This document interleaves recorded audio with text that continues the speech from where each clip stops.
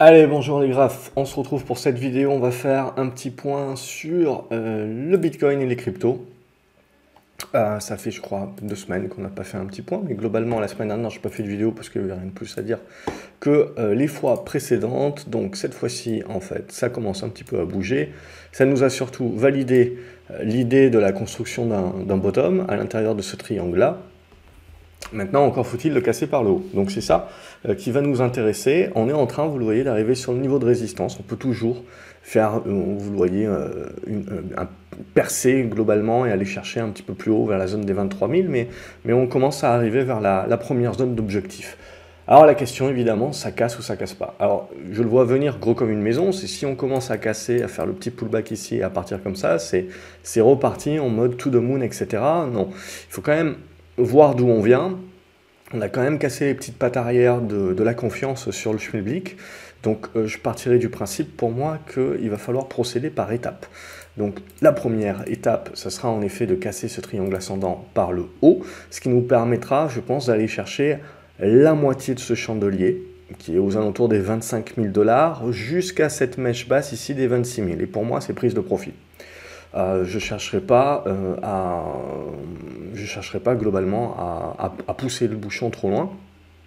Et après, attendre le pullback. Et c'est la phase de construction dont je vous avais parlé il y a bien un mois, justement en dégrossissant le schéma de comment on va tendre vers un retournement haussier de la tendance long terme, et que c'est pas pour tout de suite, ça prendra du temps, et que en attendant, donc ça sert à rien soit de se précipiter, soit de bien comprendre qu'il va falloir faire des allers-retours, etc.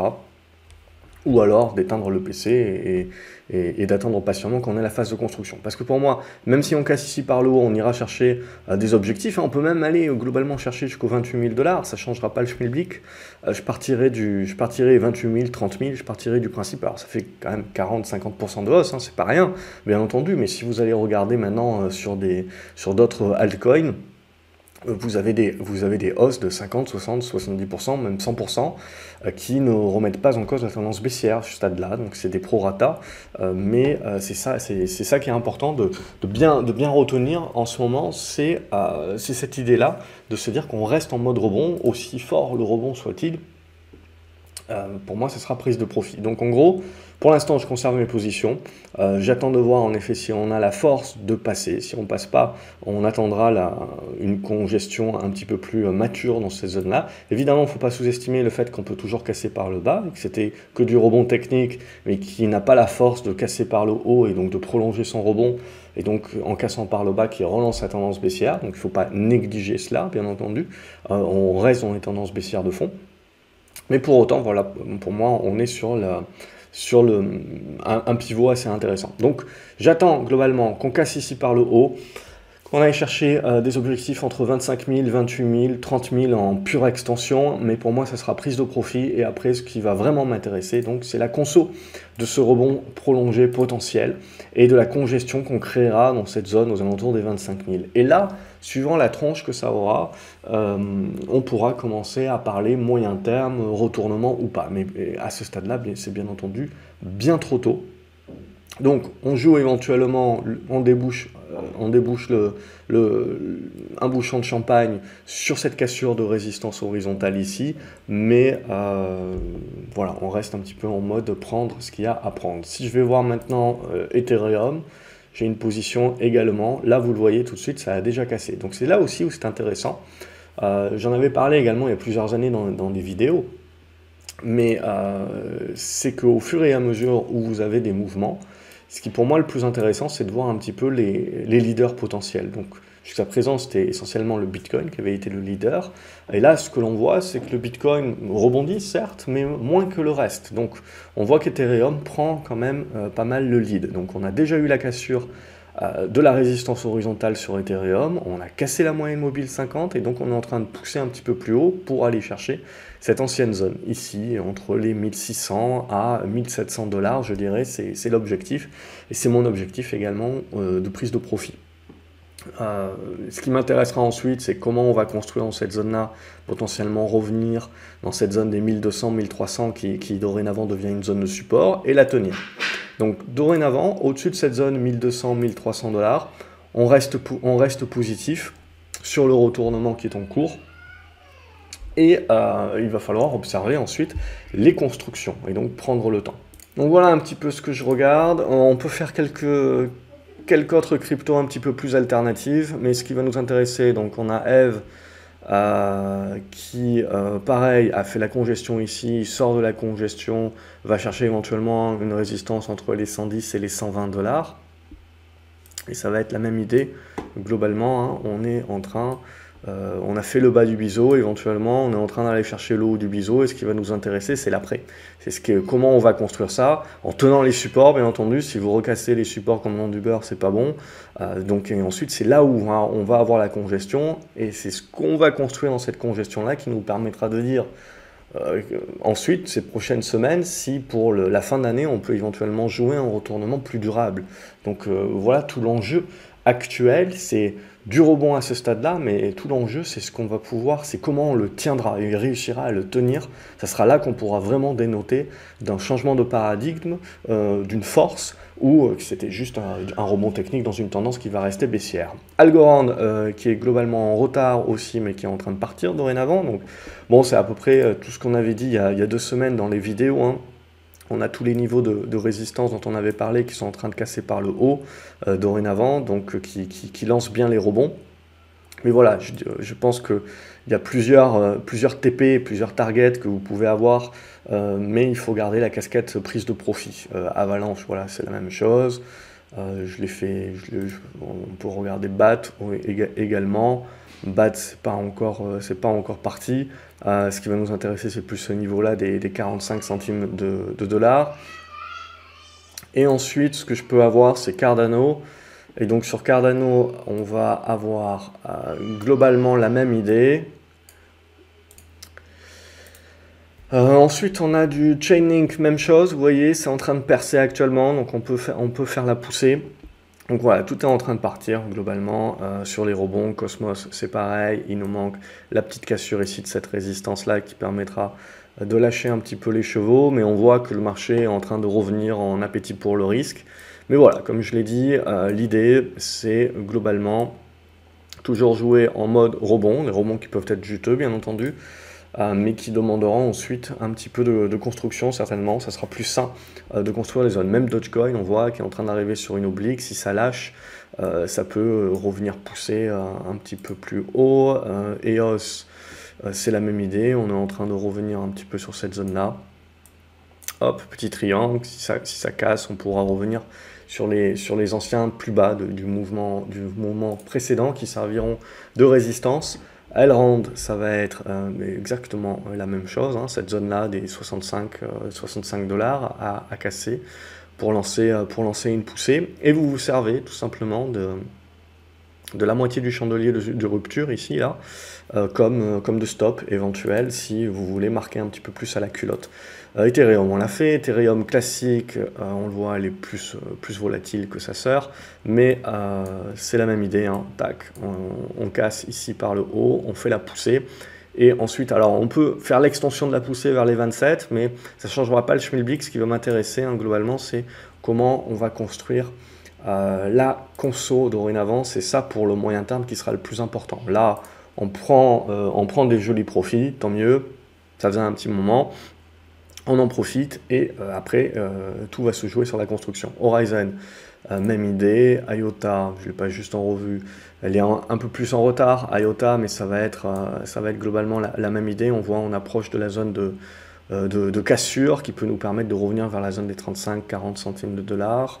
Le Litecoin a déjà cassé lui, mais il restera encore un morceau là. Donc encore pas mal de choses à faire. Et puis bon, je vais faire quelques actions aussi plus tard, mais on voit qu'elles sont pas mal toutes en train de bien repartir. Le Monero, lui, avait déjà cassé, on le voit. On casse, on fait le petit pullback et on relance. Alors il y a de la marge encore, hein, donc c'est difficile de savoir où on s'arrêtera. Il faut éviter de jouer aux devinettes. On joue le rebond jusqu'à ce qu'il n'en ait plus. Le NEM également, ça peut repartir. On voit sur cassure de cette oblique là, il peut y avoir une nouvelle poussée. Neo également, on a une cassure qui est en train de s'effectuer. Nano également, c'était ce dont on avait parlé il y a 2 semaines. Je vous avais dit tout le monde est à peu près dans les mêmes configs. Donc ça veut dire qu'il va y avoir un mouvement de marché global. C'est pas une crypto, on va dire, qui est favorisée par rapport à une autre. C'est vraiment un mouvement de marché, donc c'est un mouvement de cycle. Et donc il faut le prendre aussi avec l'idée de dire c'est un mouvement technique à ce stade-là, et il ne faut pas repartir en mode to the moon, c'est trop tôt. Polkadot, qu'est-ce que ça nous fait? Même chose, c'est en train d'arriver sur une zone pivot pour partir. Polygon, là on voit, ça part beaucoup plus, donc on voit là, il y a quand même des cryptos qui attirent beaucoup plus que d'autres. C'est le cas d'Ethereum sur les grosses, et c'est le cas ici de Matic. Donc on a la cassure de cette oblique qui s'est faite ici, et donc on a la poussée là qui se fait forte. On va commencer à arriver là sur des niveaux de prise de profit pour moi. Vous pouvez déjà commencer un petit peu à prendre des profits. On peut partir en extension, voire jusqu'à la zone des 1,20, mais en gros là dans cette zone là, il faut quand même s'attendre à ce qu'il y ait des prises de profit et un déclin, et du coup ce qui nous intéressera c'est cette zone des 70-75 centimes de dollars qui devra jouer un rôle de support, et la congestion ensuite qu'il faudra observer, qui prendra certainement quelques semaines. Au niveau de Q2, même chose, on est en train de débuter la cassure, donc on peut avoir des rattrapages sur un certain nombre d'entre elles. Le XRP, on attend toujours un petit peu le verdict de la SEC. Mais on voit également que la cassure est en train de s'effectuer, donc si ça pousse bien, pourquoi pas revenir vers la zone des 45 centimes de dollars. Au niveau de Solana également, on a la cassure qui s'est effectuée, la continuation qui est en cours. Si on arrive à casser cette horizontale ici, on devrait pouvoir accélérer les choses, et pourquoi pas revenir vers la zone des 55 dollars. Au niveau de Stellar, on est à 1 en retard également par rapport aux autres. Il faudra, pour déboucher un petit peu, sortir des 12 centimes de dollars. Au niveau de Tezos, même chose, on est en train de casser aujourd'hui. Donc éventuellement revenir vers la zone des 2 dollars. Au niveau de Graph, on a également la cassure de l'oblique qui s'est effectuée. Il nous manque l'horizontale dorénavant, ce qui pourra éventuellement libérer, je dirais, la zone des 14-15 centimes de dollars. Sandbox également est en train de partir. Donc on a cassé l'oblique, il nous manque l'horizontale, vous le voyez, qui n'est pas très loin. Et donc on devrait accélérer les choses si tel est le cas, et notamment revenir vers la zone des 1,55, 1,60. Theta également, elle est en train de bien revenir, éventuellement à la zone des 1,50 qui peut être visée en premier lieu. Au niveau de Tronix, là pour l'instant elle ne repasse pas, il faudra réussir à passer cette zone des 7 centimes, 7 centimes 50. VeChain également pour l'instant en retrait par rapport au reste, toujours cette zone des 2 centimes 60 pour commencer à lâcher les chevaux un petit peu. Waves également en retrait par rapport au reste. La zone des 6 dollars, je dirais, à dépasser pour lâcher un petit peu du lest. Et Zcash, elle est en train de s'y mettre, pas loin de passer. Après, il y aura un morceau sur les 70 dollars. Et voilà, donc globalement, on voit tout le monde est à peu près dans les mêmes configs, mais on voit quand même qu'il y a des leaders et des cryptos qui sont plus en retard. Alors, il y a toujours des rattrapages à faire, mais concentrez-vous quand même sur les leaders, surtout dans des tendances pour l'instant qui restent des tendances, on va dire, techniques, de rebond prolongé, dans des tendances de fond qui restent baissières. Donc on essaye juste de trader un petit peu les gros poissons. Au niveau action, bon, ben, on a Bitfarms et compagnie, on revient un petit peu chercher ces actions-là. On le voit donc avec des rebonds, mais vous le voyez, c'est des tendances qui sont bien massacrées à long terme, mais même chose que pour les autres, on peut commencer à construire des choses, éventuellement pousser jusqu'au 1,50$ et puis créer la congestion. Là aussi, sur les actions, ça va être exactement la même chose. Ce qui va nous intéresser, c'est certes bon, la poussée de rebond jusqu'où on peut aller, mais ça va surtout nous permettre de dégrossir. Si je range un petit peu ici, ça va nous permettre de dégrossir un petit peu les figures. Et donc d'entrevoir un petit peu les congestions qui peuvent s'effectuer. Donc ici, on va mettre une horizontale comme ça. Et à partir de là, bon, je trace pas très droit, mais c'est pas très grave, c'est pour l'idée. Et à partir de là, vous le voyez, pouf, c'est éventuellement débouché. Donc là, on partirait vraiment en mode risk-on, appétit pour le risque qui revient, etc. Mais après, faut pas se leurrer, hein, c'est essentiellement parce que on a tapé sur ces titres-là pendant très longtemps. Donc on a aussi tout un tas de shorters qui ont besoin à un moment donné de se couvrir et qui, au-delà de la couverture, ont besoin de se racheter, de prendre des profits, etc. Donc pour tout le monde pareil, donc vous pouvez avoir des mouvements de rachat, mais qui doivent être toujours pris en compte dans la tendance globale qui, elle, reste baissière encore à ce stade-là. Donc c'est des bons rebonds, hein, évidemment, ils sont forts, ils sont à proratiser par rapport à tout ce que le titre a perdu, mais pour moi, on doit prendre ses profits sur ce genre de rebond-là. Alors quand je dis prendre ses profits, c'est pas prendre ses profits tout de suite, hein, c'est avoir des objectifs de prise de profit, c'est pas laisser vivre le trade, justement. Donc on a des objectifs, on prend les profits sur des objectifs, pas juste parce qu'on a gagné 2%. On peut être plus gourmand, bien entendu, ça dépend du titre, ça dépend de la crypto, ça dépend de la taille de position, de son profil soi-même, ça dépend donc de pas mal de paramètres, mais voilà un petit peu ce qu'il faut regarder. Hut 8 également, bon, on voit il y a des gros volumes sur ce genre de titres-là, mais même chose, vous le voyez, on est en train de faire ce qu'on appelle un rounding bottom ici, là, tac, il manquera la cassure par le haut, mais c'est plutôt bien parti, et si on fait une conso, c'est des bons niveaux pour accumuler et tenter des poussées un petit peu plus fortes. Mais ces poussées plus fortes, vous voyez, le prochain impact, c'est éventuellement de 1,30 $. Il faudra savoir prendre des profits là-dessus aussi. Marathon également, hein, ça avait fait la poussée en 2 fois. On avait eu la première poussée ici, la conso ici, vous voyez, bonne congestion, bam, la cassure, donc deuxième poussée qui se met en place. Éventuellement, on va chercher, aller jusqu'au 12 $, 13 $. Et après, même chose, il faudra un petit peu voir la suite en termes de construction. MicroStratégie, même idée, hein, on le voit, on était sorti ici de cette congestion ici, conso ici, on ressort de la congestion. Bon, ben, éventuellement, on peut essayer de nourrir un retour vers la zone des 270 jusqu'à la zone des 315, mais même chose, je resterai dans un mode prendre ce qu'il y a à prendre, même sur ces valeurs-là. Voilà ce que je voulais vous dire comme point sur le Bitcoin et sur l'ensemble des crypto-monnaies. Comme d'habitude, voilà, j'espère que la vidéo peut vous servir. N'hésitez pas à la liker, à la partager également sur les réseaux aussi. Elle peut aider d'autres personnes, si vous le pensez. Partagez-les sur votre réseau. Abonnez-vous à la chaîne, comme ça vous ne loupez pas les autres vidéos également que je publie en cours de semaine.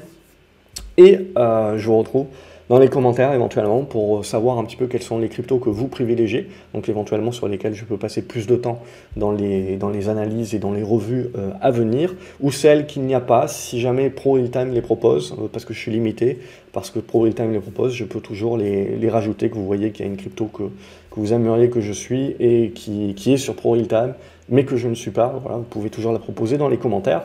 Je me ferai une joie de regarder ça et de rajouter à la marge. Je vous souhaite une excellente journée, un bon rebond, profitez-en et à la prochaine vidéo. Salut les graphes.